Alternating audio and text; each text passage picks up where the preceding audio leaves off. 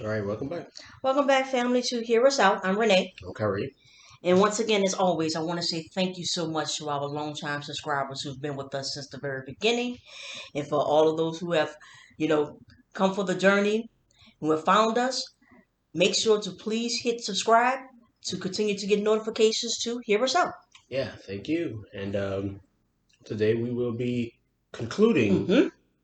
our reading and analysis of W.E.B. Du Bois's The Souls of Black Folks. Yep. Um, Yeah, yeah, it's coming to an end, and I guess it seems pretty fitting because I think his birthday was yesterday. mm, I think his birthday was yesterday, and so I think it makes it's coming to an end. But it's been some valuable discussions and lessons to be learned. And in our previous reading of Alexander Cromwell and of the Firstborn, there wasn't really too much of a discussion there well, there wasn't because too much to say right, about. They because he was said paying a those were tribute to his those son. are they said less of like you said those are less examinations Mm-hmm.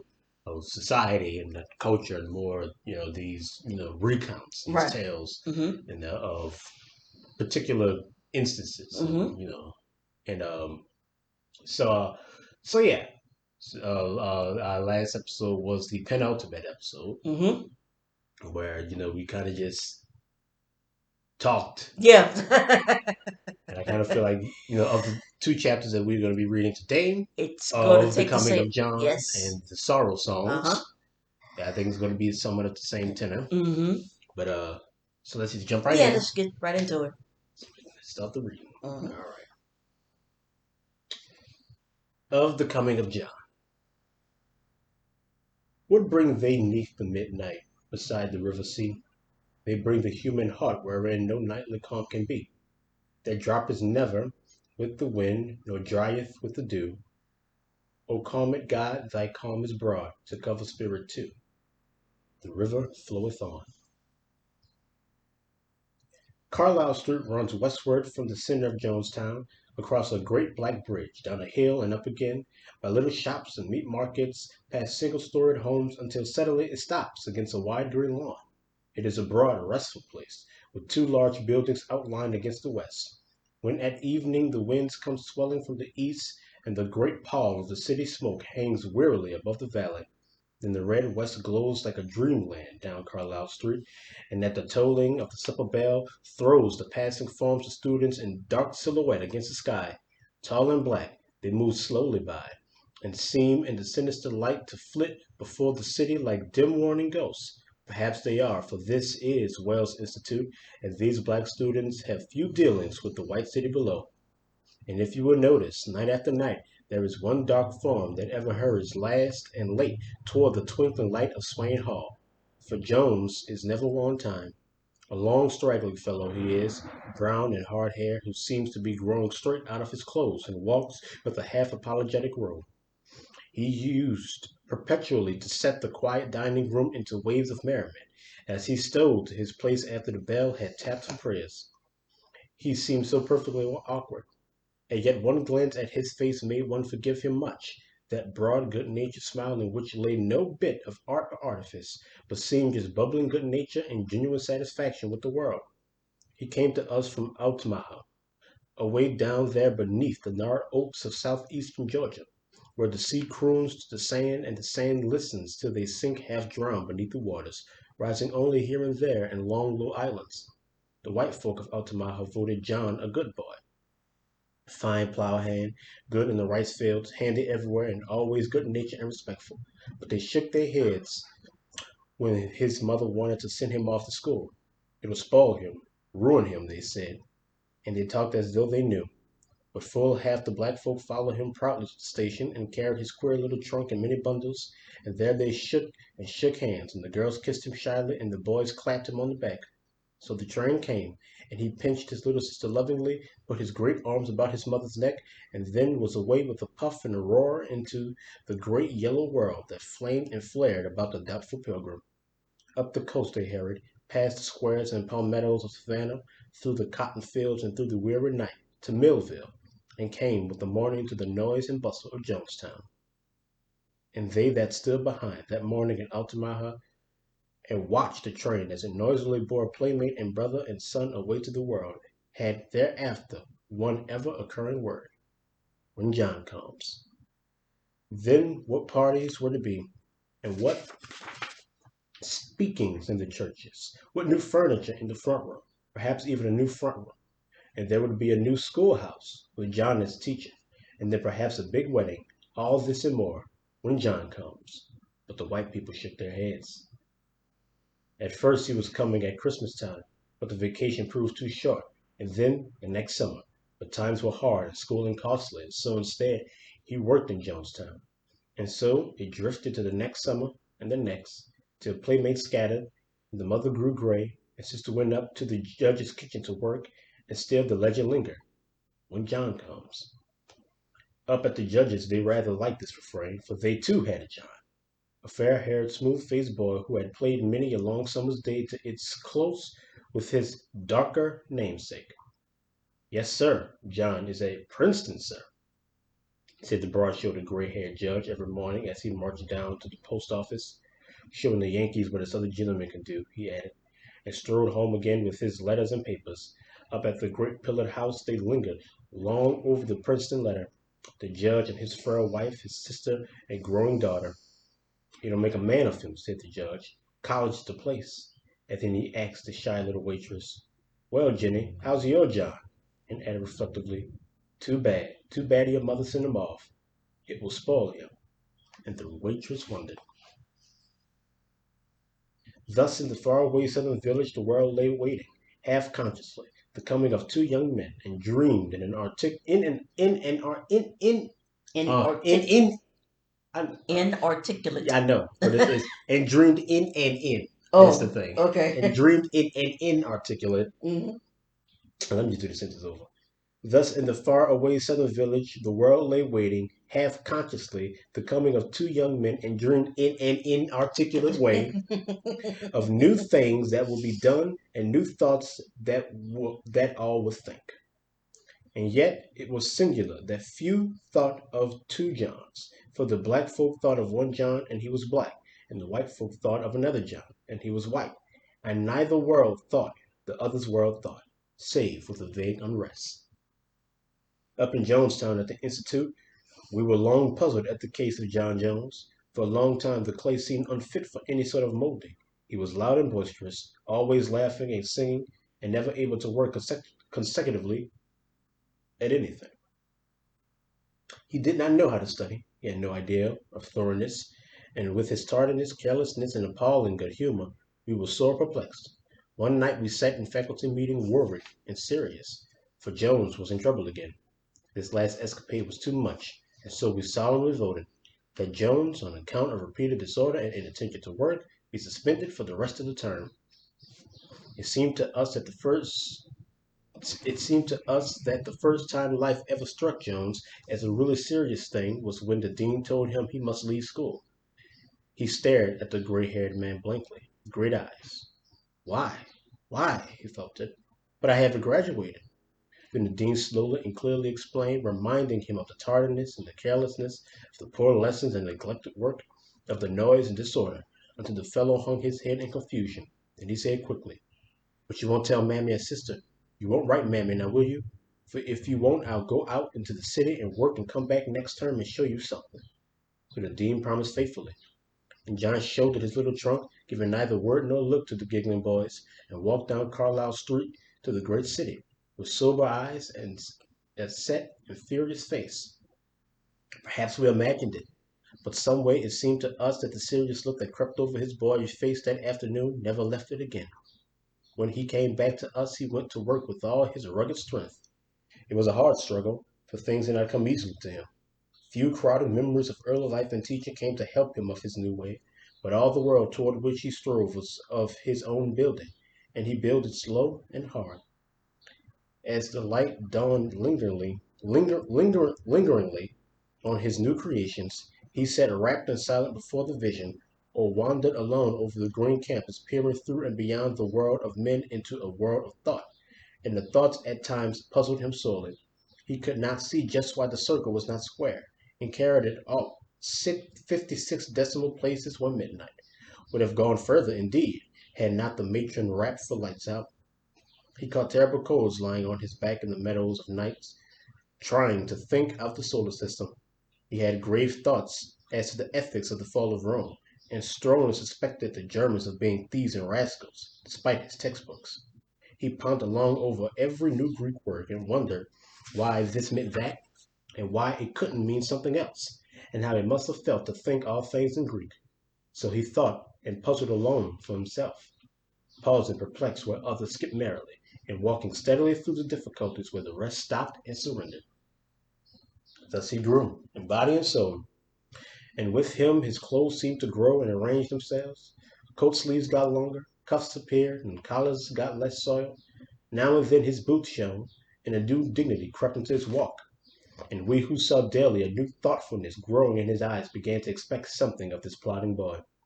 Thus he passed out of the preparatory school into college, and we who watched him felt 4 more years of change, which almost transformed the tall, grave man who bowed to us commencement morning. He had left his queer thought world and come back to a world of motion and of men. He looked now for the first time sharply about him, and wondered he had seen so little before. He grew slowly to feel almost for the first time the veil that lay between him and the white world. He first noticed now the oppression that had not seemed oppression before, differences that erstwhile seemed natural, restraints and slights that in his boyhood days had gone unnoticed or been greeted with a laugh. He felt angry now when men did not call him Mister. He clenched his hands at the Jim Crow cars and chafed at the color line that hemmed in him and his. A tinge of sarcasm crept into his speech, and a vague bitterness into his life, and he sat long hours wondering and planning a way around these crooked things. Daily he found himself shrinking from the choked and narrow life of his native town, and yet he always planned to go back to Altamaha, always planned to work there. Still, more and more, as the day approached, he hesitated with a nameless dread, and even the day after graduation he seized with eagerness the offer of the dean to send him north with the quartet during the summer vacation to sing for the Institute. A breath of air before the plunge, he said to himself in half apology. It was a bright September afternoon, and the streets of New York were brilliant and moving with moving men. They reminded John of the sea, and he sat in the square and watched them, so changelessly changing, so bright and dark, so grave and gay. He scanned their rich and faultless clothes, the way they carried their hands, the shape of their hats. He peered into the hurrying carriages. Then, leaning back with a sigh, he said, "This is the world." The notion suddenly seized him to see where the world was going, since many of the richer and brighter seemed hurrying all one way. So when a tall, light-haired young man and a little talkative lady came by, he rose half hesitantly and followed them. Up the street they went, past stores and gay shops, across a broad square, until with 100 others they entered the high portal of a great building. He was pushed toward the ticket office with the others, and felt in his pocket for the new $5 bill he had hoarded. There seemed really no time for hesitation, so he drew it bravely out, passed it to the busy clerk, and received simply a ticket, but no change. When at last he realized that he had paid $5 to enter he knew not what, he stood stock still, amazed. "Be careful," said a low voice behind him. "You must not lynch the colored gentleman simply because he's in your way." And the girl looked up roguishly into the eyes of her fair-haired escort. A shade of annoyance passed over the escort's face. "You will not understand us at the South," he said half impatiently, as if continuing an argument. "With all your professions, one never sees in the North so cordial and intimate relations between white and black as are everyday occurrences with us. Why, I remember my closest playfellow in boyhood was a little Negro named after me, and surely no two. Well?" The man stopped short and flushed to the roots of his hair, for there directly beside his reserved orchestra chair sat the Negro he had stumbled over in the hallway. He hesitated and grew pale with anger, called the usher and gave him his card, with a few peremptory words, and slowly sat down. The lady deftly changed the subject. All this John did not see, for he sat in a half maze minding the scene about him, the delicate beauty of the hall, the faint perfume, the moving myriad of men, the rich clothing and low hum of talking seemed all a part of a world so different from his, so strangely more beautiful than anything he had known, that he sat in dreamland and started when after a flush rose high and cleared the music of Lohengrin's swan. The infinite beauty of the well lingered and swept through every muscle of his frame, and put it all atune. He closed his eyes and grasped the elbows of the chair, touching unwittingly the lady's arm, and the lady drew away. A deep longing swelled in all his heart to rise with that clear music out of the dirt and dust of that low life that held him prisoned and befouled. If he could only live up in the free air where birds sang and setting suns had no touch of blood, who had called him to be the slave and butt of all. And if he had called, what right had he to call when a world like this lay open before men? Then the movement changed, and fuller, mightier harmony swelled away. He looked thoughtfully across the hall, and wondered why the beautiful gray-haired woman looked so listless, and what the little man could be whispering about. He would not like to be listless and idle, he thought, for he felt with the music the movement of power within him. If he had but had some master work, some life service, had, ay, bitter hard, but without the cringing and sickening civility, without the cruel hurt that hardened his heart and soul. When at last the soft sorrow crept across the violins, there came to him the vision of a far-off home, the great eyes of his sister, and the dark, drawn face of his mother, and his heart sank below the waters, even as the sea sand sinks by the shores of Altamaha, only to be lifted aloft again with that last ethereal wail of the swan that quivered and faded away into the sky. It left John sitting so silent and rapt that he did not for some time notice the usher tapping him lightly on the shoulder, saying politely, "Will you step this way, please, sir?" A little surprised, he rose quickly at the last tap, and turning to leave his seat, looked full in the face of the fair-haired young man. For the first time the young man recognized his dark boyhood playmate, and John knew that it was the judge's son. The white John started, lifted his hand, and then froze into his chair. The black John smiled lightly, then grimly, and followed the usher down the aisle. The manager was sorry, very, very sorry, but he explained that some mistake had been made in selling the gentleman a seat already disposed of. He would refund the money, of course, and indeed felt the matter keenly, and so forth, and before he had finished, John was gone, walking hurriedly across the square and down the broad streets, and as he passed the park he buttoned his coat and said, "John Jones, you're a natural born fool." He went to his lodgings and wrote a letter and tore it up. He wrote another and threw it in the fire. Then he seized a scrap of paper and wrote, "Dear mother and sister, I am coming. John." "Perhaps," said John, as he settled himself on the train, "perhaps I am to blame myself in struggling against my manifest destiny simply because it looks hard and unpleasant. Here is my duty to Altamaha plain before me. Perhaps they'll let me help settle the Negro problems there. Perhaps they won't. I will go into I will go into the king, which is not according to the law, and if I perish, I perish." And then he mused and dreamed and planned a life work, and the train flew south. Down in Altamaha, after 7 long years, all the world knew John was coming. The homes were scrubbed and scoured. Above all, one, the gardens and yards had an unwonted trimness, and Jenny bought a new gingham. With some finesse and negotiations, all the dark Methodists and Presbyterians were induced to join in a monster welcome at the Baptist church, and as the day drew near, warm discussions arose on every corner as to the exact extent and nature of John's accomplishments. It was noontime on a gray and cloudy day when he came. The black town flocked to the depot with a little of the white at the edges, a happy throng, with good mornings and howdies, and laughing and joking and jostling. Mother sat yonder in the window watching, but Sister Jenny stood on the platform, nervously fingering her dress, tall and lithe, with soft brown skin and loving eyes peering from out a tangled wilderness of hair. John rose gloomily as the train stopped, for he was thinking of the Jim Crow car. He stepped to the platform and paused. A little dingy station, a black crowd gaudy and dirty, a half mile of dilapidated shanties along a straggling ditch of mud. An overwhelming sense of the sordidness and narrowness of it all seized him.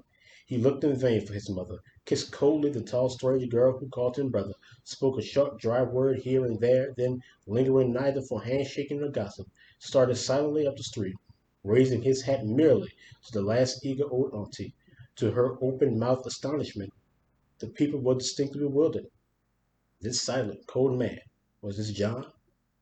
Where was his smiling, hearty hands grasp? "Peared kind of down in the mouth," said the Methodist preacher, thoughtfully. "Seemed the monster stuck up," complained the Baptist sister. But the white postmaster from the edge of the crowd expressed the opinion of his folks plainly.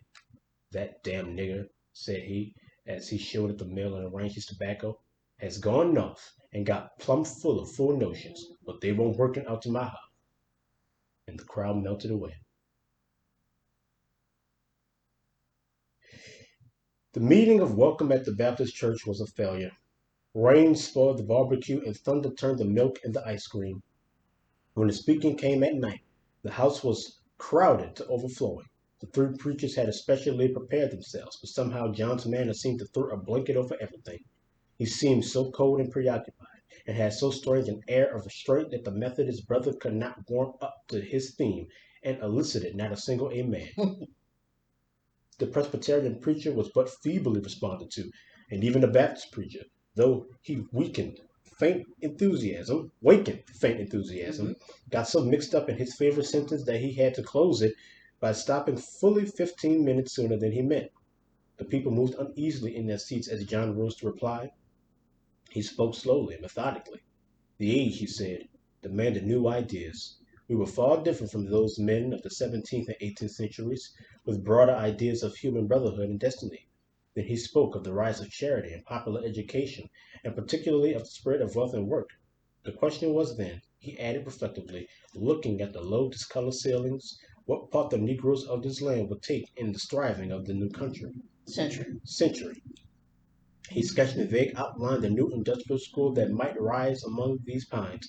He spoke in detail of the charitable and philanthropic work that might be organized, of money that might be saved for banks and businesses.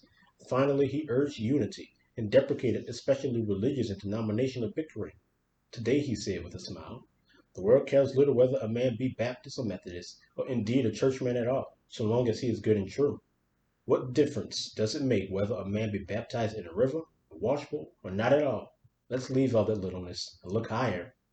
Then, thinking of nothing else, he slowly sat down. A painful hush seized the crowded mass.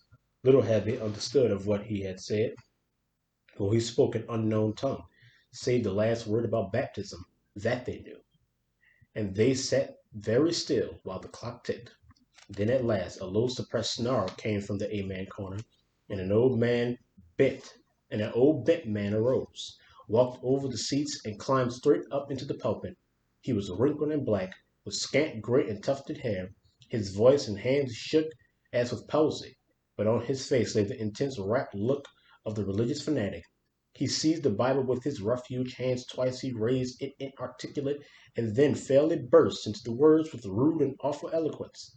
He quivered, swayed, and bent, then rose aloft in perfect majesty, till the people moaned and wept, wailed and shouted, and a wild shrieking arose from the corners, where all the pent up feeling of the hour gathered itself and rushed into the air. John never knew clearly what the old man said. He only felt himself held up to scorn and scathing denunciations for trampling on the true religion, and he realized with amazement that all unknowingly he had put rough, rude hands on something this little world held sacred. He arose silently and passed out into the night. Down toward the sea he went, in the fitful starlight, half conscious of the girl who followed timidly after him. When at last he stood upon the bluff, he turned to his little sister and looked upon her sorrowfully, remembering with sudden pain how little thought he had given her. He put his arms about her and let her passion of tears spin itself on his shoulders. Long they stood together, peering over the great unresting water. "John," she said, "does it make everyone unhappy when they study and learn lots of things?" He paused and smiled. "I'm afraid it does," he said. "And John, are you glad you studied?" "Yes," came the answer, slowly, positively. She watched the flickering lights upon the sea and said thoughtfully, "I wish I was unhappy." And putting both arms about his neck, "I think I am, a little, John." It was several days later that John walked up to the judge's house to ask for the privilege of teaching the Negro school. The judge himself met him at the front door, stared a little hard at him, and said brusquely, "Go round to the kitchen door, John, and wait." Sitting on the kitchen steps, John stared at the corn, thoroughly perplexed. What on earth had come over him? Every step he made offended someone. He had come home to save his people, and before he left the depot he had hurt them. He sought to teach them at the church and had outraged their deepest feelings. He had schooled himself to be respectful to the judge and then blundered into his front door. And all the time he had meant right. And yet, somehow he found it so hard and strange to fit his old surroundings again, to find his place in the world about him. He could not remember that he used to have any difficulty in the past, when life was glad and gay. The world seemed smooth and easy then, perhaps, but his sister came to the kitchen door just then and said the judge awaited him. The judge sat in the dining room amid his morning mail, and he did not ask John to sit down. He plunged squarely into the business. You've come for the score, I suppose. Well, John, I want to speak to you plainly. You know I'm a friend to your people. I've helped you and your family, and would have done more if you hadn't gotten the notion of going off. Now, I like the colored people and sympathize with all their reasonable aspirations, but you and I both know, John, that in this country the Negro must remain subordinate and can never expect to be equal of white men. In their place, your people can be honest and respectful, and God knows I'll do what I can to help them. But when they want to reverse nature and rule white men and marry white women and sit in my parlor, then by God, we'll hold them under if we have to lynch every nigger in the land. Now, John, the question is, are you, with your education and northern notions, going to accept the situation and teach the darkies to be faithful servants and laborers, as your fathers were? I knew your father, John. He belonged to my brother, and he was a good nigger. Well, well, are you going to be like him, or are you going to try to put full ideas of rising and equality in these folks' heads and make them discontented and unhappy? I think it was reading this particular part. Mm-hmm. I was like, I don't think I'm gonna like how this one ends. Yeah. And reading this particular part and in particular this paragraph, you know, where my mind went is that this is the situation before us right now. We're always being confronted with those who tell us to stay in our place. Well, we're your ally. We're on your side, but Yes, up to don't us, upset the boat too right. much. And if we have to kill every last one of you all to keep you in your place, and then that's what we'll do, because it's by nature that you're supposed to be subordinate. But if you show us that you're not subordinate, then we'll kill you. And that's pretty much our issue at hand right now. It's disgusting. It's tiring. For John, he goes to school, and he's like many of us. We come in rough and raw. And so we finally get it together and we learn. And so many times the first thing we want to do, we want to go back. We want to reach Well, back. he didn't want to go back. Well, after learning he didn't, but he said that he did because, he felt like he needed to save his people. Yeah, but his first instinct Was to stay. was to go north. Yes. And to stay. Okay? But he goes back. And then going back, he realizes that time has passed, but nothing has changed. Oh no, everything has changed. Well, not really. Yeah, He has a better understanding of it more than anything. yeah, the world that was happy, that he could fit into, Mm-hmm. that he can navigate, that he existed in, that he was a part of. He's no longer a part of anymore. Mm-hmm. He's an outlier. He tries to walk back in and be that person again, at least be that person with the addition of this knowledge of self. But he can't. He ends up putting everyone off, rubbing everyone the wrong way. He goes to the church and speaks of unity, but everyone gets upset. Mm-hmm. He goes to speak with the judge, and without even thinking, because, he has a sense of self, he just decides to walk up to the front door like a person would. And evidently that was disrespectful. Of course it was disrespectful. He went up to the north and got notions of being able to walk through the front door. And his sister, who doesn't know anything, she's unhappy in her state, not knowing. And She knows John, she knows enough to know that something's wrong. Yeah. And John, now with his education, he knows and he's unhappy too. Yeah, everyone's happy there. All Yeah. of them are mad. You go to your church and you wail and scream because that's what happy people do. Mm. You sit at in your judge's house, you And know. Jenny works for you, by the way. Yeah, you sit at the judge's building, telling black people to go to the back door, right? You talk about how your brother owned Your daddy. owned Yeah. this man's father, Mm-hmm. which I'm sure uh, slavery was illegal at that point. But okay, you owned his father. Your brother owned his father, and that he was a good nigger, and that you're on the nigger side. But when those niggers get, I just find it funny that he equates, it's equality with wanting to rule white men and Mm-hmm. marry white women.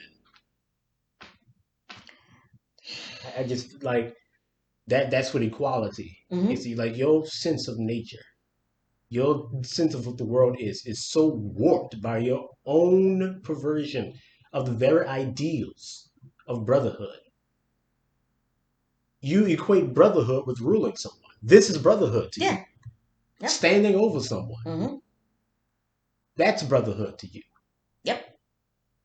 Always having a people or someone subordinate to you. And that's brotherhood. So when someone says they want equality, all of a sudden that means that they want to rule you, Mm-hmm. It rule upsets white you. men, Yes. It. and marry That's white women against the mandate of heaven, yes. against the laws of nature. Mm-hmm. The laws of nature. The laws of nature says that white people are meant to be better than black people. The laws of nature said that. I'm tired. It's just I'm tired. truly true. Like it's reading that when you get to that, really, Mm-hmm. you get to that part and hear that part. Like I'm not gonna like how this one ends. Mm-hmm. This one is not gonna end very well. But yeah, let us That's the continue. story of our lives right there. It never ends well. Well, All right, whatever. let's continue. I am going to accept the situation, Judge Henderson, answered John, with a brevity that did not escape the keen old man. He hesitated a moment, and then said shortly, "Very well. You'll try you a while. Good morning." It was a full month after the opening of the Negro school that the other John came home, tall, gay, and headstrong. The mother wept, the sister sang, the whole white town was glad. A proud man was the judge, and it was a goodly sight to see the two swinging down Main Street together. And yet all did not go smoothly between them, for the younger man could not and did not veil his contempt for the little town, and plainly had his heart set on New York. Now the old cherished ambition of the judge was to see his son mayor of Altamaha, representative to the legislature, who could say, governor of Georgia. So the argument often waxed hot between them. Good heavens, father, the younger man would say after dinner, as he lighted a cigar and stood by the fireplace. You surely don't expect a young fellow like me to settle down permanently in this God-forgotten town with nothing but mud and Negroes. I did, the judge would answer laconically. And on this particular day it seemed from the gathering scowl that he was about to add something more emphatic. But neighbors had already begun to drop in to admire his son, and the conversation drifted. Hey, that John is living things up at that darky school, volunteered the postmaster after a pause. Bitch. I'm sorry. Keep going. What now? Asked the judge sharply. Oh, nothing in particular. Just his almighty air and uppish ways. Believe I did hear something about his giving talks on the French Revolution, equality and such. He's what I call a dangerous nigger. Have you heard him say anything out of the way? Why, no. But Sally, our girl, told my wife a lot of rot. Then, too, I don't need to hear. A nigger won't say sir to a white man or who is this, John? Interrupted the son. Why, it's little black John, Peggy's son, your old playfellow. The young man's face flushed angrily, and then he laughed. Oh, said he, it's the darky that tried to force himself into a seat beside the lady I was escorting. But Judge Henderson waited to hear no more. He had been nettled all day, And now at this he rose with a half smothered oath, took his hat and cane, and walked straight to the schoolhouse. For John it had been a long, hard pull to get things started in the rickety old shanty that sheltered his school. The Negroes were rent into factions for and against him. The parents were careless, the children irregular and dirty, the books, pencils, and slates largely missing. Nevertheless, he struggled hopefully on, and seemed to see at last some glimmering of dawn. The attendance was larger, and the children were a shade cleaner this week. Even the booby class in reading showed a little comforting progress. So John settled himself with renewed patience this afternoon. Now, Mandy, he said cheerfully, that's better. But you mustn't chop your words so. If the man goes, why, your little brother even wouldn't tell a story that way, now would he? Nah, sir, he can't talk. All right, let's try again. If the man, John! The whole school started in surprise, and the teacher half aroused as the red, angry face of the judge appeared in the open doorway. John, this school is closed. You children can go home and get to work. The white people of Altamira are not spending their money on black folks that have their heads crammed with impudence and lies. Clear out. I'll lock the door myself. Up at the great pillared house, the tall young son wandered aimlessly about after his father's abrupt departure. In the hall, oh Jesus! In the house there was little to interest him. The books were old and stale, the local newspaper flat, and the women had retired with headaches and sewing. He tried a nap, but it was too warm. So he sauntered out into the fields, complaining disconsolately. Good Lord, how long will this imprisonment last? He was not a bad fellow, just a little spoiled and self-indulgent, and as headstrong as his proud father. He seemed a young man pleasant to look upon, and he sat on the great black stump at the edge of the pines idly swinging his legs and smoking. Why, there isn't even a girl worth getting up a respectful flirtation with, he growled. Just then his eyes caught a tall willowy figure hurrying toward him on the narrow path. He looked with interest at first, and then burst into a laugh as he said, well, I declare, if it isn't Jenny, the little brown kitchen maid. Why, I never noticed before what a trim little body she is. Hello, Jenny. Why, you haven't kissed me since I came home, he said, gaily. The young girl stared at him in surprise and confusion, felt something inarticulate, and attempted to pass. But a wilful mood had seized the young idler, and he caught at her arm. Frightened, she slipped by, and half mischievously he turned and ran after her through the tall pines. Yonder toward the sea, at the end of the path, came John slowly, with his head down.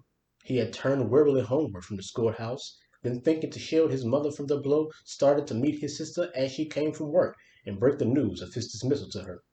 I'll go away, he said slowly. I'll go away and find work and send for them. I cannot live here longer. And then the fierce, buried anger surged up into his throat. He waved his arms and hurried wildly into the path. A great brown sea lay silent. The air scarce breathed. The dying day bathed the twisted oaks and mighty pines in black and gold. There came from the wind no warning, not a whisper from the cloudless sky. There was only a black man hurrying on with an ache in his heart, seeing neither sun nor sea, but starting as from a dream at the frightened cry that woke the pines, to see his dark sister struggling in the arms of a tall and fair-haired man. He said not a word, but seizing a falling limb, struck him with all the pent-up hatred of his great black arm, and the body lay white and still beneath the pines, all bathed in sunshine and in blood. John looked at it dreamily, then walked back to the house briskly and said in a soft voice, Mammy, I'm going away. I'm going to be free. She gazed at him dimly and faltered, Nothing, honey, if you going, nothing, not, honey, if you going, not again. Yeah, north. North? Mm-hmm. That's what she said? Mm-hmm. All right. North, honey, is you going north again? Mm-hmm. That's what she said. Mm-hmm. Yeah, that makes more sense. I didn't know what to make of that. No. He looked out where the North Star glistened pale above the waters and said, Yes, mammy, I'm going north. Mm-hmm. Then, without another word, he went out into the narrow lane, up by the straight pines, to the same winding path, and seated himself on the great black stump, looking at the blood where the body had lain. Yonder in the gray past he had played with that dead body, romping together under the solemn trees. The night deepened. He thought of the boys at Jonestown. He wondered how Brown had turned out, and Carrie. And Jones, Jones? Why, he was Jones. And he wondered what they would say when they knew, in that great long dining room with its hundred of merry eyes. Then, as the sheen of the starlight stole over him, he thought of the gilded ceiling of the vast concert hall, and heard stealing toward him the faint, sweet music of the swan. Hark! Was it music? Or the hurry of shouting men? Yes, surely. Clear and high, the faint, sweet melody rose and fluttered like a living thing, so that the very earth trembled as with the tramp of horses and the murmur of angry men. He leaned back and smiled toward the sea, whence rose the strange melody, away from the dark shadows where lay the noise of horses galloping, galloping on. With an effort he roused himself, bent forward, and looked steadily down the pathway, softly humming the song of the bride, to where the blessing of love shall preserve you. Amid the trees in the dim morning twilight he watched their shadows dancing, and heard their horses thundering toward him, until at last they came sweeping like a storm, and he saw in front the haggard white-haired man whose eyes flashed red with fury. Oh, how he pitied him, and wondered if he had the coiling twisted rope. Then, as the storm burst around him, he rose slowly to his feet and turned his closed eyes toward the sea, and the world whistled in his ears. Yeah, that is of the coming of John. Yeah,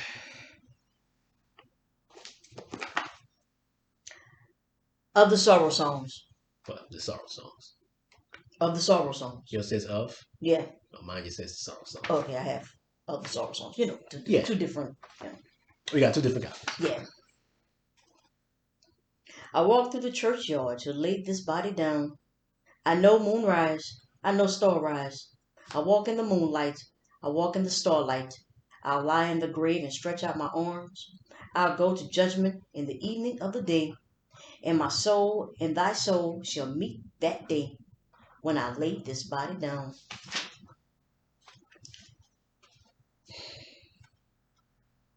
They that walked in darkness sang songs in the olden days, sorrow songs, for they were weary at heart. And so before each thought that I have written in this book, I have set a phrase, a haunting echo of these weird old songs in which the soul of the black slave spoke to men. Ever since I was a child, these songs have stirred me strangely. They came out of the South unknown to me, one by one, and yet at once I knew them as of me and of mine. Then, and after years, when I came to Nashville, I saw the great temple built of these songs towering over the pale city. To me, Jubilee Hall seemed ever made of the songs themselves, and its bricks were red with blood and dust of toil. Out of them rose for me, morning, noon, and night, bursts of wonderful melody, full of the voices of my brothers and sisters, full of the voices of the past. Little of beauty has America given the world save the rude grandeur God Himself stamped on her bosom. The human spirit in this new world that expressed itself in vigor and ingenuity rather than in beauty. And so, by fateful chance, the Negro folk song, the rhythmic cry of the slave, stands today not simply as the soul of American music, but as the most beautiful expression of human experience born this side of seas. It has been neglected. It has been and is half despised, and above all, it has been persistently mistaken and misunderstood. But notwithstanding, it still remains as the singular spiritual heritage of the nation and the greatest gift of the Negro people. Away back in the 30s, the melody of these slave songs stirred the nation, but the songs were soon half forgotten. Some, like Near the Lake Where Drooped the Willow, passed to covered airs and their source was forgotten. Others were caricatured on the minstrel stage, and their memory died away. Then in wartime came the singular Port Royal experiment after the capture of Hilton Head, and perhaps for the first time the North met the Southern slave face to face and heart to heart with no third witness. The sea islands of the Carolinas, where they met, were filled with a black folk of primitive type, touched and molded less by the world about them than any other outside the black belt. Their appearance was uncouth, their language funny, but their hearts were human and their singing stirred men with a mighty power. Thomas Wentworth Higginson hastened to tell of these songs, and Miss McKim and others urged upon the world their rare beauty. But the world listened only half credulously until the fifth Jubilee singers sang the slave songs so deeply into the world's heart that they can never wholly forget them again. There was once a blacksmith's son, born at Cadiz, New York, who in the changes of time taught school in Ohio and helped defend Cincinnati from Kirby Smith. Then he fought at Chancellorsville, at Gettysburg, and finally served in the Freedmen's Bureau at Nashville. Here he formed a Sunday school class of black children in 1866 and sang with them and taught them to sing. And then they taught him to sing. And when once the glory of the Jubilee songs passed into the soul of George L. White, he knew his life work was to let those Negroes sing to the world as they had sung to him. So, in 1871, the pilgrimage of the Fifth Jubilee Singers began. North to Cincinnati, they rode, four half-clothed black boys and five girl women, led by a man with a cause and a purpose. They stopped at Wilberforce, the oldest of Negro schools, where a black bishop blessed them. Then they went, fighting cold and starvation, shut out of hotels, and cheerfully sneered at, ever northward, and ever the magic of their song kept thrilling hearts, until a burst of applause in the Congregational Congress at Oberlin revealed them to the world. They came to New York, and Henry Ward Beecher dared to welcome them, even though the metropolitan dailies sneered at his nigger minstrels. So their songs conquered till they sang across the land and across the sea, before Queen and Kaiser, in Scotland and Ireland, Holland and Switzerland. 7 years they sang, and brought back $150,000 to found Fisk University. Since their day they have been imitated, sometimes well, by the singers of Hampton and Atlanta, sometimes ill, by straggling quartets. Caricature has sought again to spoil the quaint beauty of the music, and has filled the air with many debased melodies which vulgar ears scarce know from the real. But the true Negro folk song still lives in the hearts of those who have heard them truly sung, and in the hearts of the Negro people. What are these songs, and what do they mean? I know little of music and can say nothing in technical phrase, but I know something of men. I know them, and I know that these songs are the articulate message of the slave to the world. They tell us in these eager days that life was joyous to the black slave, careless and happy. I can easily believe this of some, of many, but not all. The but not all. The past South, though it rose from the dead, can Gainsly, and the heart-touching witness of these songs. They are the music of an unhappy people, of the children of disappointment. They tell of death and suffering and unvoiced longing toward a truer world, of misty wanderings and hidden ways. The songs are indeed the siftings of centuries. The music is far more ancient than the words, and in it we can trace here and there signs of development. My grandfather's grandmother was seized by an evil Dutch trader 2 centuries ago, and coming to the valley of the Hudson and Houstonic black, little, and lithe, she shriveled and shrunk in the harsh north winds, looked longingly at the hills, and often crooned a heathen melody to the child between her knees thus: Dubana kaba geneme, geneme, Dubana kaba geneme, geneme, Bendu nele, nele, nele, nele, ben de le. Boom. The child sang it to his children, and they to their children's children. And so 200 years it has traveled down to us, and we sing it to our children, knowing as little as our fathers what its words may mean, but knowing well the meaning of its music. This was primitive African music. It may be seen in larger form in the strange chant which heralds the coming of John. You may bury me in the east, you may bury me in the west, but I'll hear the trumpet sound in that morning. The voice of exile. 10 master songs, more or less, one may pluck from this forest of melody, songs of undoubted Negro origin and wide popular currency, the songs peculiarly characteristic of the slave. One of these I have just mentioned. Another whose strains begin this book is Nobody Knows the Troubles I've Seen. When struck with the sudden poverty, the United States refused to fulfill its promise of land to the freedmen. A brigadier general went down to the Sea Islands to carry the news. An old woman on the outskirts of the throng began singing this song. All the mass joined with her, swaying, and the soldier wept. The third song is the cradle song of death, which all men know. Swing low, swing chariot, whose bars begin the life story of Alexander Cromwell. Then there is the song of many waters.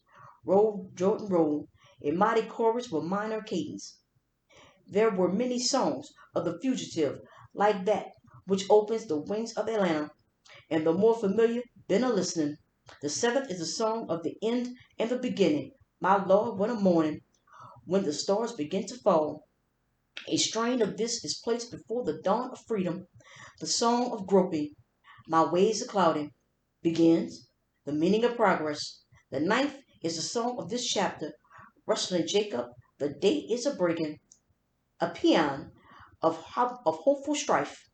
The last master song is the song of songs. Steal away, sprung from the faith of the fathers. There are many others of the Negro folk songs as striking and characteristic as these, as for instance, the three strands in the third, eighth, and ninth chapters. The others, I am sure, could easily make a selection on more scientific principles. There are two songs that seem to be a step removed from the more primitive types. There is the maze-like melody medley, bright sparkles, one phrase of which heads the black belt, the Easter carol, dust, dust and ashes, the dirge, my mother's took her flight and gone home, and that burst of melody hovering over the passing of the firstborn. I hope my mother will be there in the beautiful world on high. These represent a third step in the development of the slave song, of which You May Bury Me in the East is the first, and songs like March On, chapter 6, and Steal Away are the second. The first is African music, the second Afro American, while the third is blending of Negro music with the music heard in the foster land. The result is still distinctively Negro, and the method of blending original, but the elements are both Negro and Caucasian. One might go further and find a fourth step in this development where the songs of white America have been distinctively influenced by the slave songs or have incorporated whole phrases of Negro melody as Swanee River and Old Black Joe. Side by side, too, but the growth has gone the debasements and im- Imitations. imitations, the Negro minstrel songs, many of the gospel hymns, and some of the contemporary coon songs, and mass of music in which the novice may easily lose himself and never find the real Negro melodies. In these songs, as I have said, the slave spoke to the world. Such a message is naturally veiled and half articulate. Words and music have lost each other, and new and cant phrases of a dimly understood theology have displaced the older sentiment. Once in a while we catch a strange word of an unknown tongue, as the mighty Maya, which figures as a river of death. More often slight words or more doggerel are joined to music of singular sweetness. Purely secular songs are few in number, partly because many of them were turned into hymns by a change of words, partly because the frolics were seldom heard by the stranger, and the music less often caught. Of nearly all the songs, however, the music is distinctively sorrowful. The 10 master songs I have mentioned tell in word and music of trouble and exile, of strife and hiding. They grope toward some unseen power and sigh for the rest in the east. In the end, the words that are left to us are not without interest, and cleared of evident dross. They conceal much of real poetry and meaning beneath conventional theology and unmeaning rhapsody. Like all primitive folk, the slave stood near to nature's heart. Life was a rough and rolling sea. Like the brown Atlantic of the sea islands, the wilderness was the home of God, and the lonesome valley led to the way of life. Winter will soon be over, was the picture of life and death to a tropical imagination.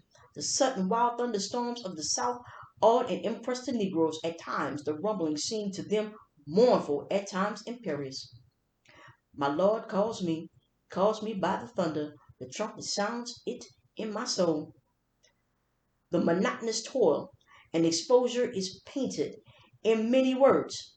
One sees the plowman in the hot, moist furrow singing, "There's no rain to wet you, there's no sun to burn you. Oh, push along, believer, I want to go home." The bowed and bent old man cries the thrice repeated wail, "Oh Lord, keep me from sinking down." And he rebukes the devil of doubt who can whisper, "Jesus is dead and God's gone away."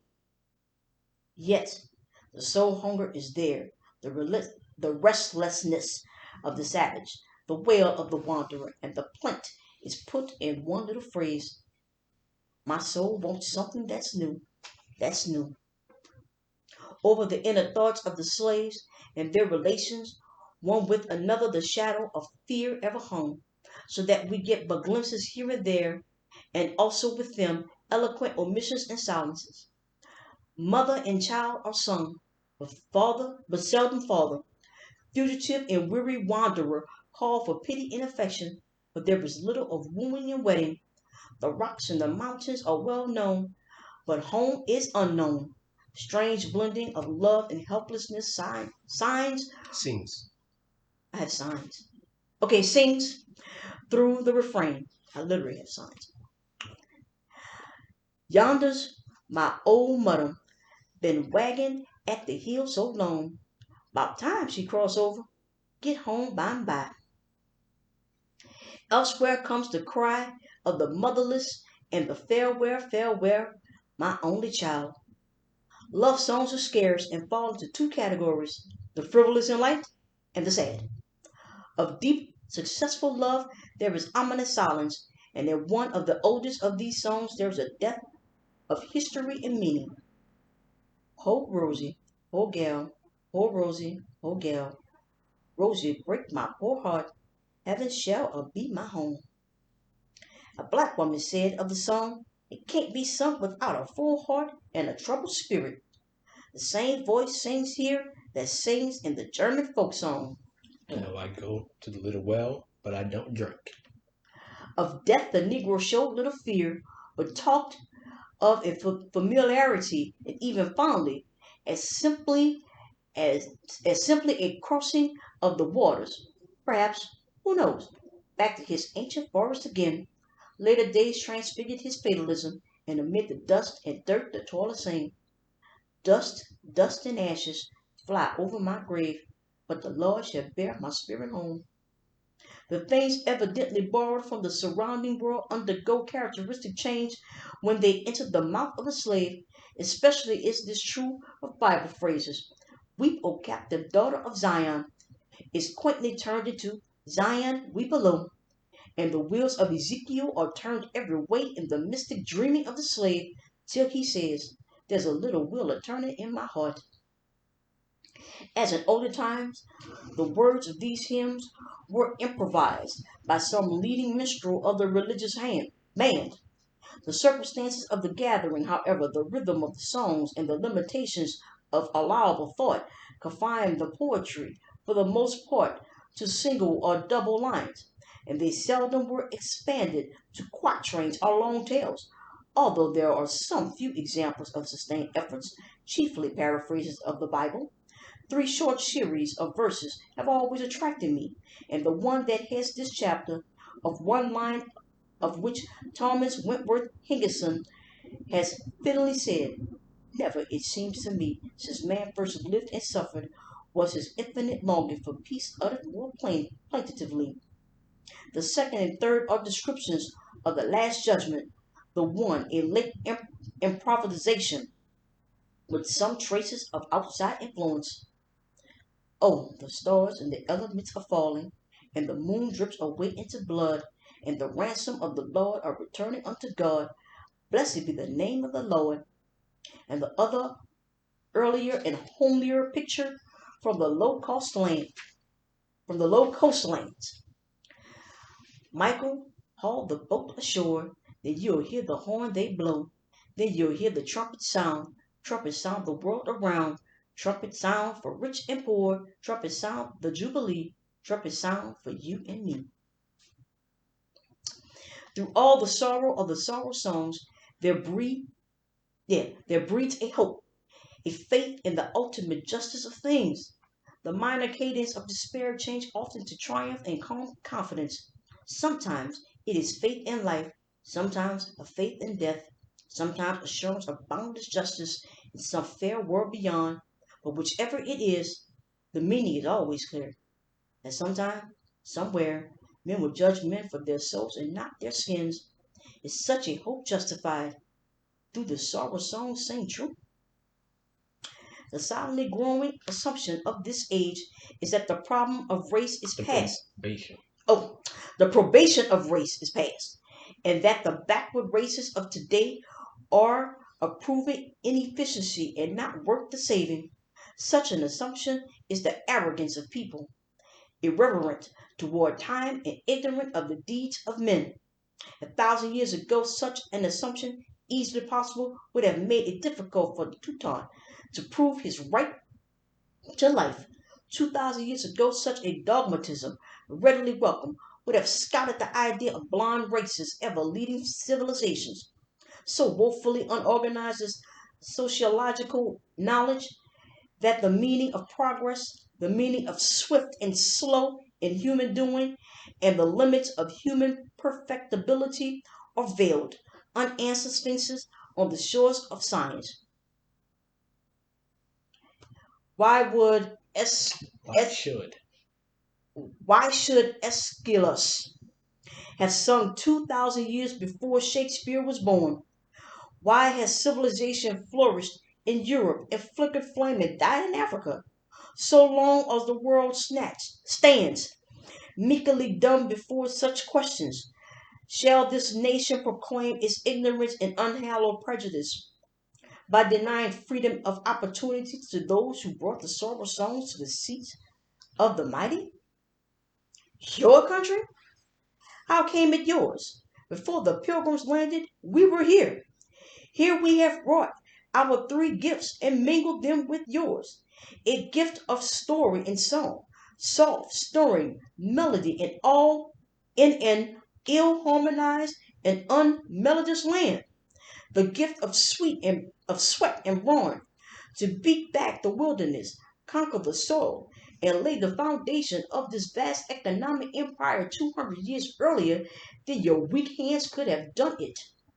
The third, a gift of the Spirit. Around us, the history of the land has centered for thrice 100 years. Out of the nation's heart, we have called all that was best to throttle and subdue all that was worst. Fire and blood, prayer and sacrifice have billowed over this people, and they have found peace only in the altars of the God of right. Nor has our gift of the Spirit been merely passive. Actively, we have woven ourselves with the very warp and woof of this nation. We fought their battles, shared their sorrow, mingled our blood with theirs, and generation after generation have pleaded with the headstrong, careless people to despise not justice, mercy, and truth, lest the nation be smitten with a curse. Our song, our toil, our cheer, and warning have been given to this nation in blood brotherhood. Are not these gifts worth the giving? Is not this work and striving? Would America have been America without her Negro people? Even so is the hope that sang in the songs of my fathers well sung.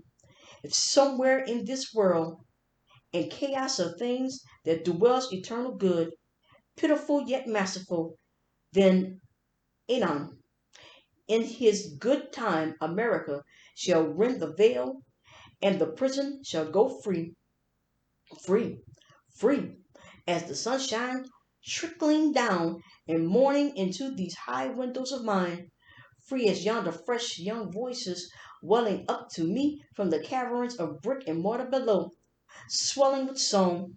instinct with life, tremulous trouble, and darkening bass. My children, my little children, are singing to the sunshine, and thus they sing. Let us cheer the weary traveler, cheer the weary traveler. Let us Cheer. let us cheer the weary traveler along the heavens, along the heavenly way.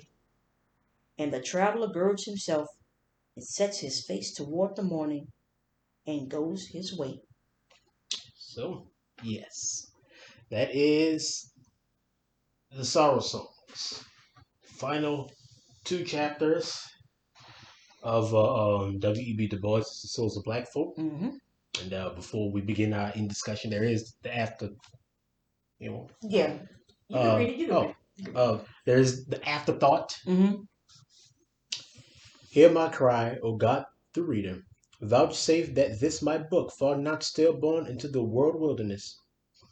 Let there spring, gentle one, for out its leaves vigor of thought and thoughtful deed to reap the harvest wonderful. Let the ears of a guilty people tingle with truth, as 70,000,000 sigh for the righteousness which exalteth nations. In this drear day, when human brotherhood is mockery and a sneer, thus in thy good time may infinite reason turn the tangle straight, and these crooked marks of a fragile leaf be not indeed. The The end. end. Hmm. Story's over. That is it. Truly it for W.E.B. Du Bois's The Souls of Black Folk. Mm-hmm. Our final two chapters were, well, the coming of John kind of tinged the Mm-hmm. reading of the Sorrow Songs, Mm-hmm. which kind of recounted once again the genesis Mm-hmm. of a spiritual element of black life here in America, our music, our songs, Mm-hmm. and how they were, how they were distinctly African, and how they Yeah, changed change. Mm-hmm. over time to fit this new experience we were Mm-hmm. having, and it's always tinged with a bit of sorrowfulness and hopefulness and all that stuff that are very indicative of the human experience, especially the black one, and all that sort of stuff. Mm-hmm.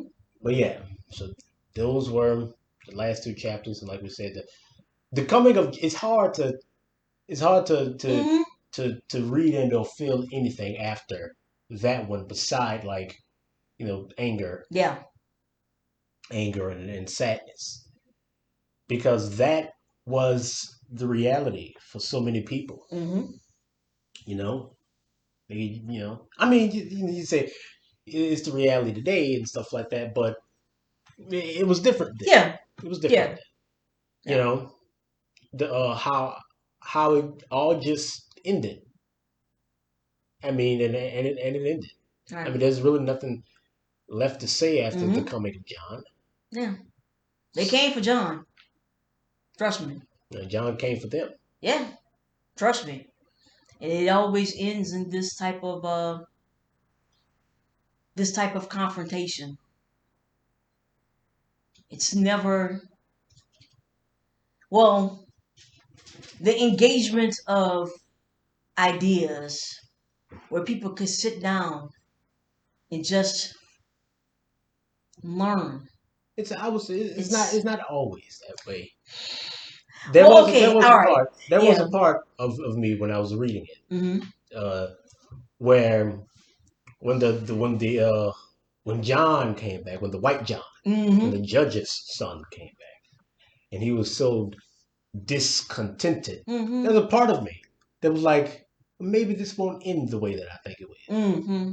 because maybe Maybe he learned something himself maybe at yeah, maybe he Princeton. learned something himself. Maybe the two Johns are going to be able to challenge the Mm-hmm. system. Evidently, they both see something is wrong here, you know, but that's not what happened. Yeah.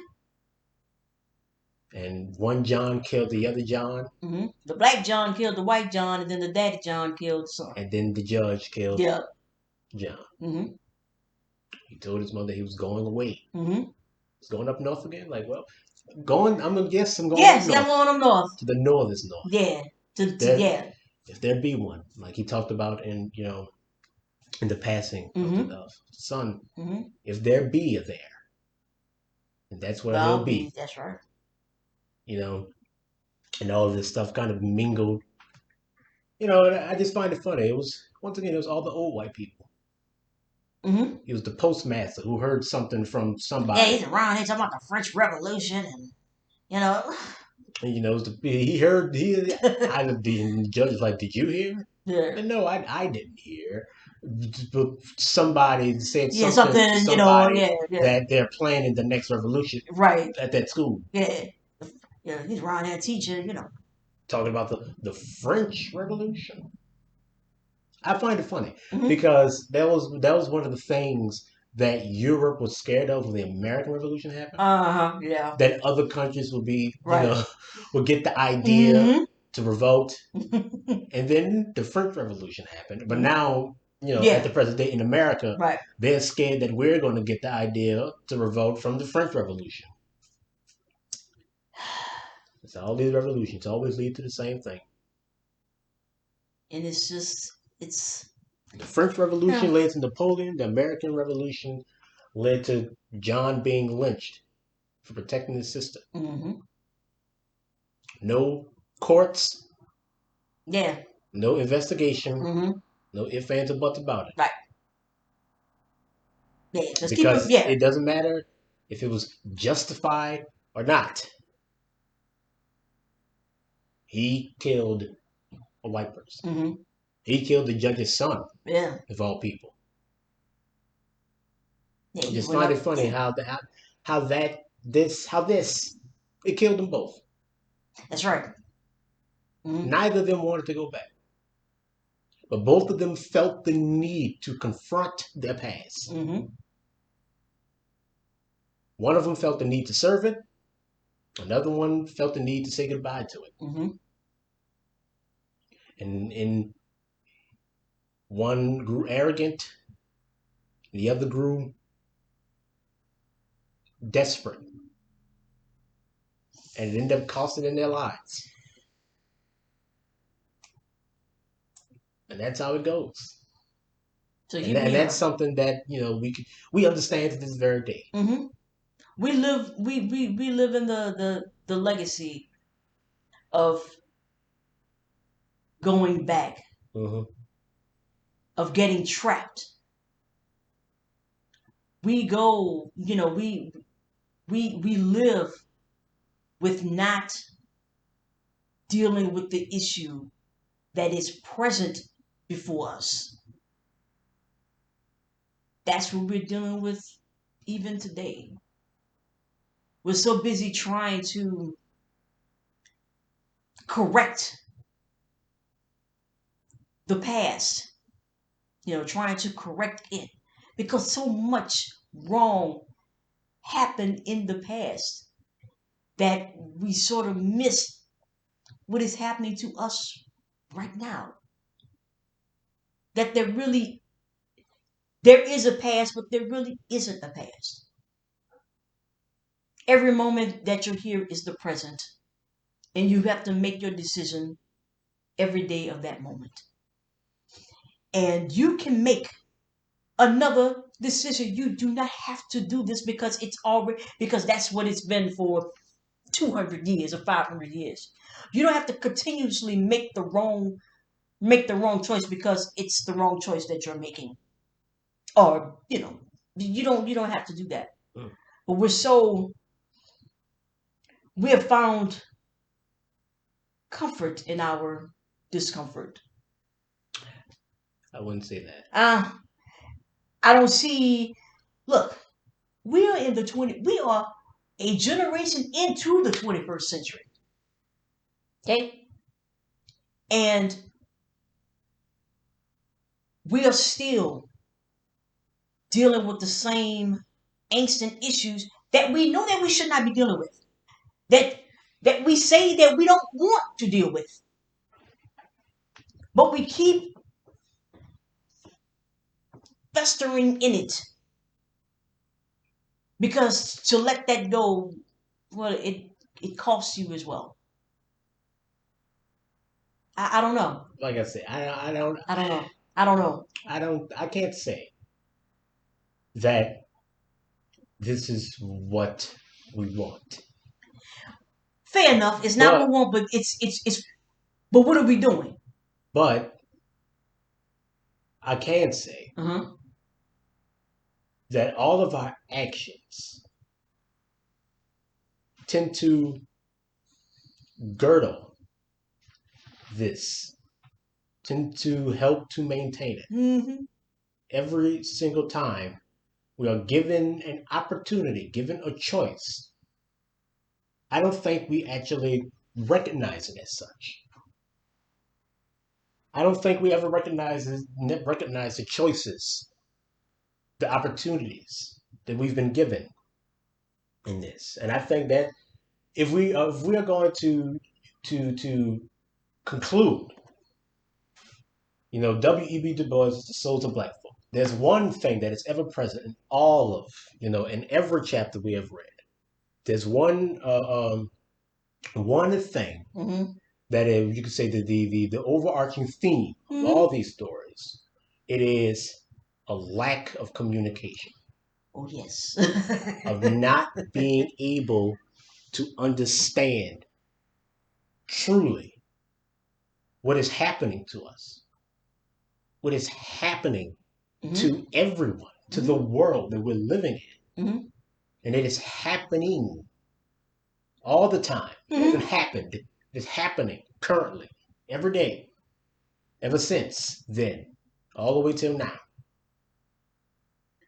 We see how this veil has limited, has curtailed, Stymied. stymied, any other word, Right. any honest examination Mm-hmm. of who we are. That's not the intent of the world we're living in. It's Mm-hmm. not honesty. You know, it's that honesty that we're living in. And you just ask, well, where does this veil come from? Mm-hmm. What is this veil? Mm-hmm. You know, and I think that that's one of the things that W.E.B. Du Bois has never actually did not expand upon. Uh-huh. In the souls of black folks, he only told us what it's like to live with it Mm-hmm. and what it means to combat it. Truly, if you really are Uh-huh. about it, Right. what it means to combat these Mm-hmm. things. And where does that veil come from? Where does that veil come from? Mm-hmm. Right. It's easy to, well, Yeah. it's easy to Yes. say. That's it. Right. Easy in quotations. Yes. Uh, It's simple. right. That's a better word. It's Mm-hmm. simple to say Mm-hmm. that, well, it came from white people, that Mm-hmm. white people put up the veil. Mm-hmm. You know, well, if that was the case, then this would be as simple as beating white people. Mm-hmm. And we know it's not that simple. So, what is it? What is it that is maintaining and is creating, always creating this veil? If I had to hazard a guess, Mm-hmm. I would say that there is this need in human beings to perfect the human experience, to try to optimize it, to try to make it right. And these things, how we are supposed to live, there's no answer to that. There's no answer to that. Mm-hmm. Like I said before, there's no one way to be a person, Mm-hmm. but there is one way to treat a person. Mm-hmm. But we treat our societies, we treat our cultures, these things, like they are tools to create a particular type of person. Mm-hmm. And we make sure that our societies and our cultures and our laws all maintain so we can continue to see the creation of that person, to reinforce that image, the image of the father that goes to work, working one good job, and his wife stays at home and raises the kids, and he's able to you know provide for his family. That image is pervasive. And what that image is supposed to be, what it's supposed to look like, what it's supposed to mean, what the neighborhood is supposed to look like. But here comes black people, there goes the neighborhood. You know? And all of us have been trying to change that image, that this world produces of what society is supposed to be. Trying to change that look and say that you can have your nice neighborhood with me in it. You can have your success with me in it. It doesn't have to come at the cost of us. We can be a part of that. We want to be a part of that. We should be a part of that. We've proven ourselves time and time again. Let us in.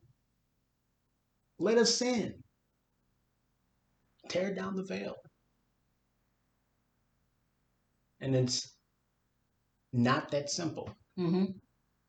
Because just like the judge had mentioned, you know, when we think of brotherhood, we think equality. You think of brotherhood and you think insubordination. That some people have to be beneath you. That's brotherhood to you. So we're going in, like I said, we're speaking the same language, but we're not saying the same things. Or we're saying the same things, but we're speaking a different language. We don't. Do we? We don't understand each other. I think that we have a clear picture of each other, but we just don't want to believe it. We don't want to believe it. When the judge told John,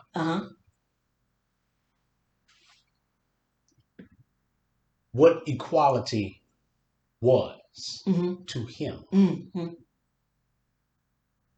we looked at him and were like, he's wrong. Because that's not what John wants. John doesn't want to marry your women and rule over you. He just doesn't want to be treated like a second-class citizen. Right? But the way that things are constructed, the way this factory, this culture works, that is what equality is. It is the king and the peasant working together, quote unquote, toward the common goal of success and prosperity. Didn't some politicians say some shit like that? If the servile classes, if the people below were to find some dignity, some dignity in being below, if the people on high would be able to, continue to exist on high, then everything will go perfectly well. It's the moment when those people down below want to go on high. Yeah. Because nobody on high wants to go down below. Right.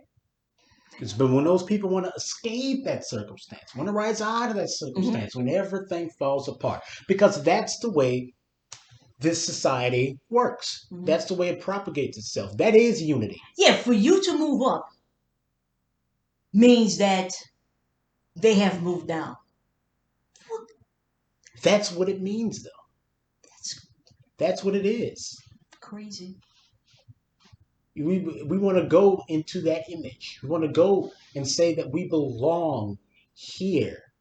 And they say, yeah, you do belong here. But down there, right. Right. That's where you That's where belong. you belong. You belong here, but down there. That's where it's supposed to Mm-hmm. be. Mm-hmm.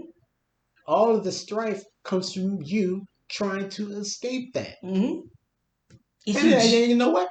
That's the truth. yeah, We were brought here to occupy a that role. particular a particular space.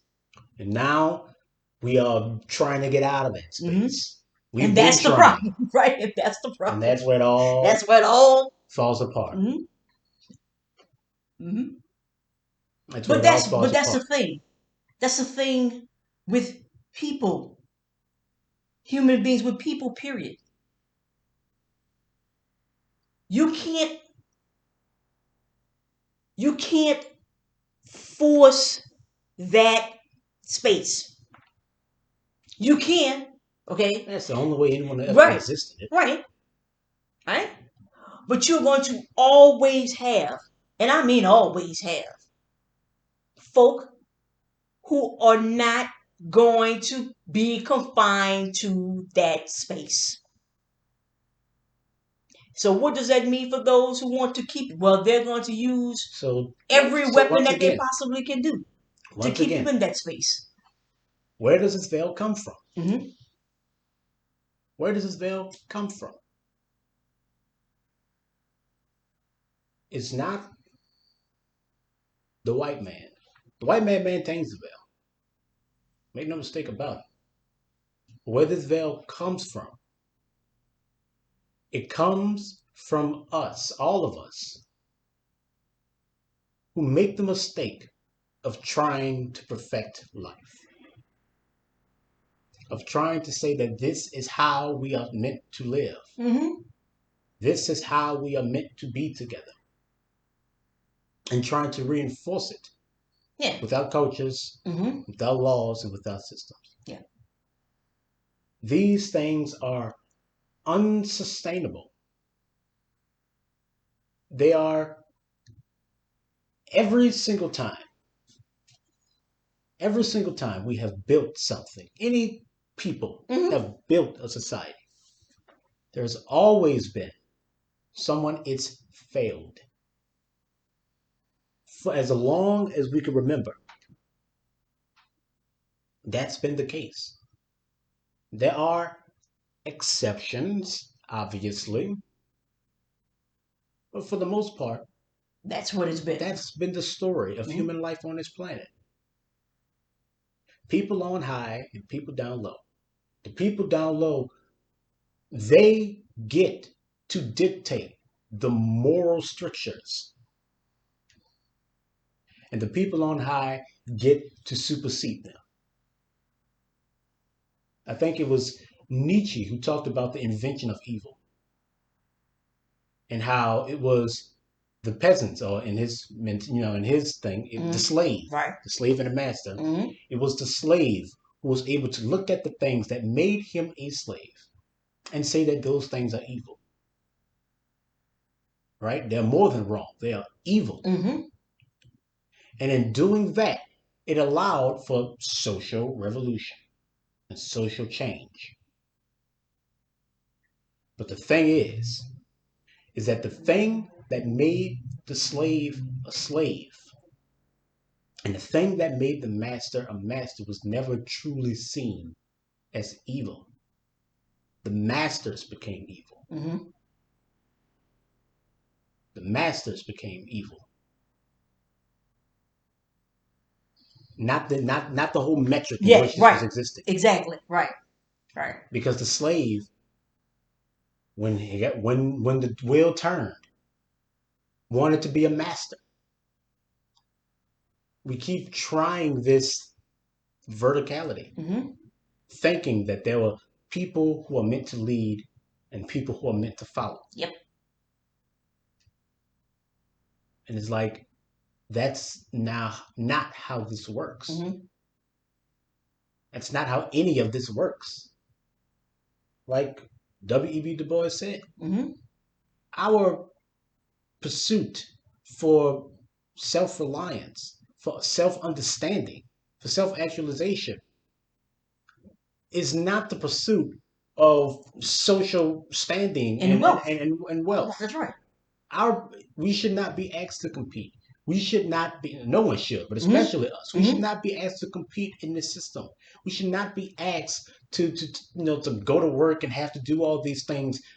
Our entire business, our entire thing should be reconciling what has happened to us Mm-hmm. and allowing us to grow as a new people who has been able to reconcile. Mm-hmm.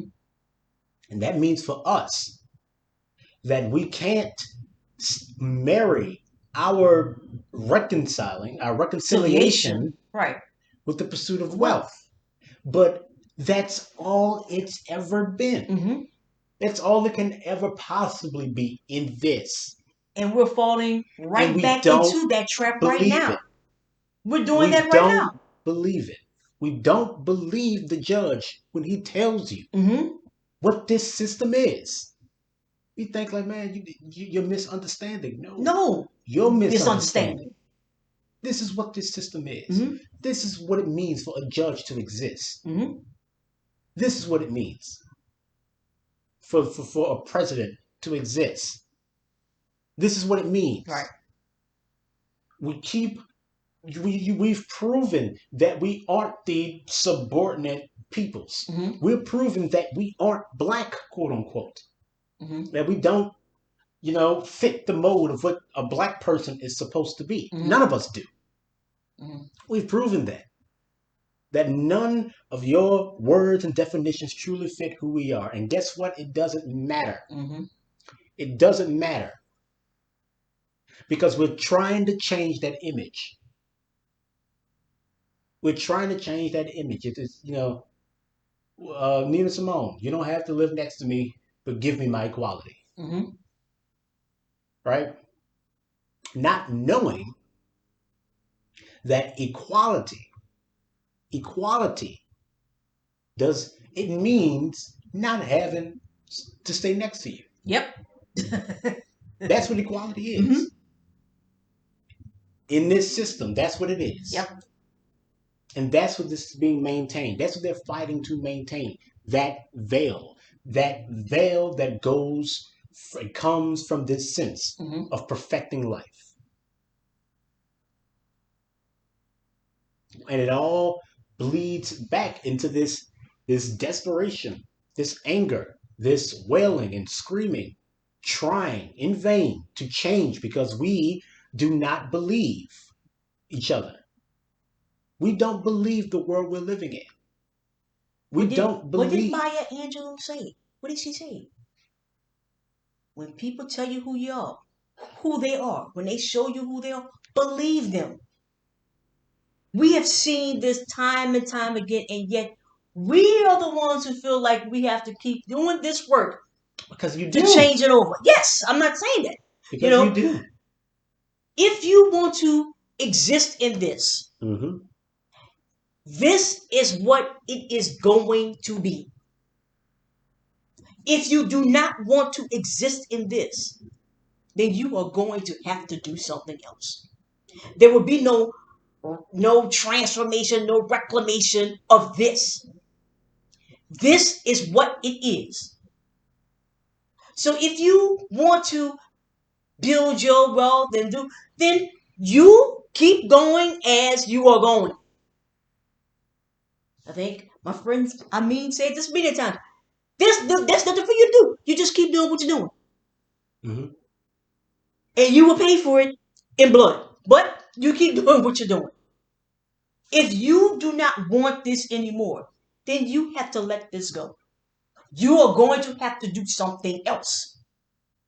So that's why I say is that we are upset. We are angry. We are discontent. We are sad and desperate. With all these things. All these things. But we are still willing to pay the price to be a part of this. We are still willing. And like we talked about yesterday Mm-hmm. in reading this. How is it that going back to the plantation was even an option for us? We know it was an option for them. After the Civil War and the Freedmen's Bureau was set up, the entire plan was to just put us back to work. Was to go, all right, all right, we need to get them to work, and obviously that's what they're going to do. Because that's So why why? That's what this, they've always done. yeah, because that's why you brought here initially, Yeah, so, was to so do the work. but for us, Hmm. how is it that we were given our only option was to go back onto that same plantation again? How is it that we said, all right, we went from being slaves to sharecroppers? How is that possible? How is it even feasible that we would ever step foot on anyone's farm again? How is it possible that we would even entertain the notion of working for these people again? How is that? How is that even possible? How is it like I'm not going to work for anyone who isn't black, and I'm not working on anyone's farm. Hmm. I'm not doing any of that. I'm not doing no. I'm not doing it. Hmm. I'm not. We're not going back. We're not going back. Like after centuries of slavery, and all of the brutalities that come with it. How is it possible that we would go back on those farms? How is that? How can we justify that? How can we justify that? But that's what we did, and we know, like we said, we were desperate, we were hungry, we were all these things.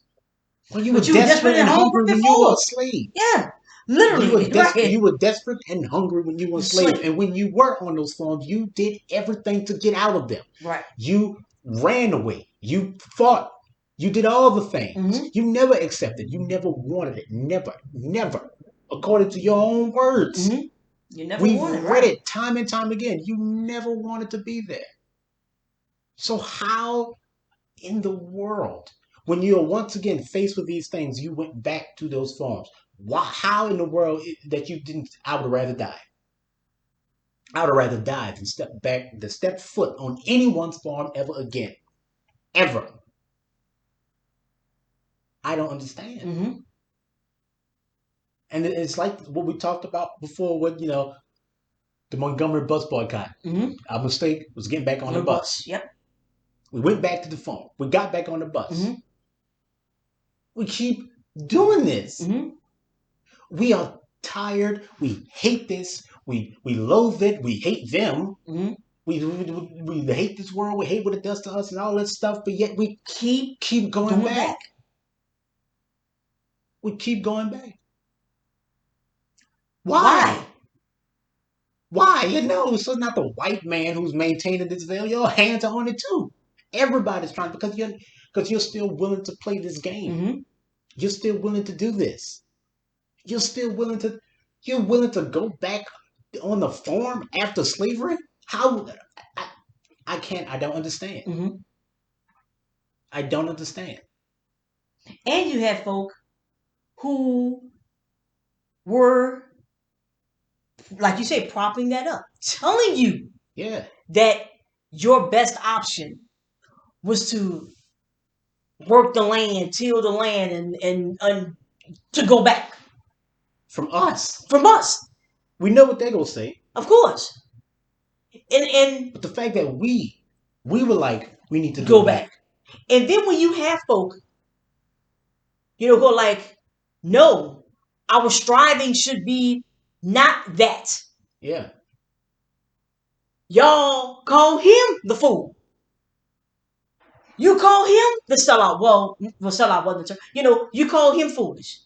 How dare you want to expand your mind and go away from and go away from You were from the making money? thing. You were on that farm That's right. and you sent your child away. Yeah. You were on that farm and you were like, they need to get out of this. Hmm. I don't understand. And then you send your child away. Hmm. He goes off to school, Hmm. does everything humanly possible, Hmm. or goes above and beyond in the Call of Duty Right. when faced with the prospect of, perhaps being suspended and all this stuff. Hmm. No, it goes above and beyond the Hmm. Call of Duty to make it. He comes back Hmm. against. His first instinct, he Mm-hmm. comes back for his family, for his people. You see that he is discontent, Mm-hmm. he's unhappy, but he's back. Mm-hmm. And he goes to that church And you call and him. he talks about unity Right. and saying that we can't let these little things divide us. Right. That if we're going to stand on our own, that the nation is moving in a new direction, and Mm-hmm. if we want to be a part of that, more than a part, if we Mm-hmm. want to lead the way in this new direction, because that's what this is. Mm-hmm. If we want to truly dictate and say what the future we are stepping into will be, then we are going to have to unify and come together and work together toward a common goal. Mm-hmm. W.E.B. Du Bois said that all of that went over their heads. Yep. As a matter of And fact, yep. I respect W.E.B. Du Bois. Mm-hmm. Like but you cannot convince me that those people in that church did not know what John Jones was talking about. Mm-hmm. That they didn't understand. Oh, they understood You perfectly. understood. They understood. You understood. You felt John was too. He is. What's wrong with him? He's smart at the mouth. You know. He doesn't. He's uppity now. That's what you said. We already know Yeah, what the judge. but we know what they were going to say. Right. The moment, do you think they were saying it before he even, at the very prospect of sending him to school? Right. That But this not going to you, work, but you sent them anyway. but you sent him, Right. the whole of the black community and out to my house, saw him off. He comes back. Mm-hmm. He comes back. He didn't have to, Mm-hmm. but he did. He came back. Mm-hmm. The person he needed to be, the person that you wanted, a teacher. Mm-hmm. He came back and Mm-hmm. said that let's unify. Mm-hmm. It doesn't matter if you be religious or not. Mm-hmm. That's not the measure anymore. It Right. can't be the measure. Mm-hmm. It wasn't the measure then. Right. But it's definitely not the measure It's now. not the measure Right. now. We need to all come together. And you come get up and say, now we need Jesus. Mm-hmm. It's This is it's appalling. It's this daunting. is It's this is exhausting. It's all this these is things. this is it. Mm-hmm. This is what it is. Mm-hmm. Have no illusions, people. Like we said, it's not white and black. It's those who know and those who don't know. Mm-hmm. And so we can't even say that anymore. Yeah. Because it's those who are willing to play this game and those who aren't willing anymore. That's right. That's what this is. Mm-hmm. And we look, and it's like, so if anything, if we take anything away from this, is that W.E.B. Du Bois is right. Mm-hmm. He is more right than he has Yes. any cause to be. Right. Right. As long as what we need as a people is married to changing this image of us as a people, Mm-hmm. then we will never get what we need. Because what we need comes at the cost of this image, of the way things are. Mm-hmm. But as long as we try to maintain any semblance of the way things are, we will never, ever, ever be and get the things that we need. And if you think that W.E.B. Du Bois is incorrect in this particular endeavor, keep in mind that we are saying this in the 21st century. Mm-hmm. A generation in. This is 2022. What, February the 23rd? Mm-hmm. Whatever. February 23rd, 2022. We are saying this because he was right. He was right then. He was right, and he's right now. As a matter of fact, look, the longer we are here, The longer we are willing yes, to the play this more, out, yeah, the more right he the will more, become. the more right he becomes. And you can take that any kind of way you want to. You can take any personality, whatever, however you want to take it. But we know that garnering wealth That does not change anything. We know this already. You've been their presidents. You've been their governors. You've been their mayors. You've been their sheriffs. You've been their teachers. You've been all of those things. And here we are. Because in all of that, you were still willing Mm-hmm. to play. If we had a president who was unwilling to play this, Right. then that'd be a whole different story. Yeah. Probably wouldn't be president, but that's a whole nother. Yeah, probably But you probably wouldn't be president. Like you said, right. probably be president. Mm-hmm. But like I said, if you had sheriffs and teachers Mm-hmm. and mayors and governors and senators and aldermen and councilmen and all the other Time, whatever. Mm-hmm. myriad bureaucratic roles that Mm-hmm. we as the people occupy, and if just those people Mm-hmm. were Decided like, not to play, we're not not to do doing this this anymore. then you'd be surprised. Oh, you would definitely interrupt. It'd be a whole big time. You think I'm lying? Don't go to work. Let there be a whole just shut out. For real. Mm-hmm. Not because of, coronavirus where you could, and they were still, and guess what? You were still going to work anyway because of the position that you occupy. You come to find out that you're rid of the lifeline or whatever the case may Mm-hmm. be. Don't take a step back from that. Take a step back from, I keep saying, take a back, get out these schools. Take your children out these schools. Take them completely. There should be a black, there should be, well, there should be a black face in any of these schools, any of these universities. None of that. Step out. Step out. No more nothing. I'm out. I'm out. We quit. We quit. I'm tired. This is ridiculous. Do that. But you won't. You won't do that because you feel there's something for you to get. It's your turn. So the wheel keeps You're turning. trying to change that image. Mm-hmm. Still trying to prove a point. Mm-hmm. I'm here to tell you, like W.E.B. Du Bois proved, Mm-hmm. really proved, Right. that point that you want to prove to the people, it has been proven. Yep. It was proven back then. Yeah. It was proven before then. Yeah.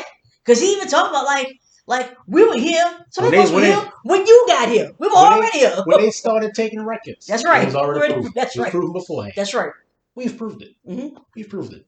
We're smart. We're strong. We can do everything you can do, if not better. Mm-hmm. Yeah, it's been Yeah. proven. Mm-hmm. But so what? Yep. So what? Doesn't matter. Mm-hmm. Your hand is still on the wheel. And it's only when we stop. We literally just say, like I said before, Yeah. draw the line in the sand. Mm-hmm. We say this far, but no further. Mm-hmm. Only when that happens, and we don't get back on the bus, we don't go back. We don't. Yeah. Don't go back to the phone. Don't get back on the bus and Don't vote for with Joe John Biden. Right. We just don't Right. do this That's anymore. more. Right. You just don't. You stop. And just be like, that's it. That's it. How about that's it. Yeah. That's Stop. it. So yeah. Ooh, it's a That long one, was W.E.B. Du Du Bois' Bois. Souls of Black Folk. It was a harrowing, challenging, sobering, honest read. Mm-hmm. Just like it was everything he said it was at the very beginning. Yeah. And we enjoyed it very much. And we hope that you enjoyed it and you were able to get something out of it. And thank you for reading along with us if you did, or just listening along if you did. And thank you once again for hearing us out. Thank you so much.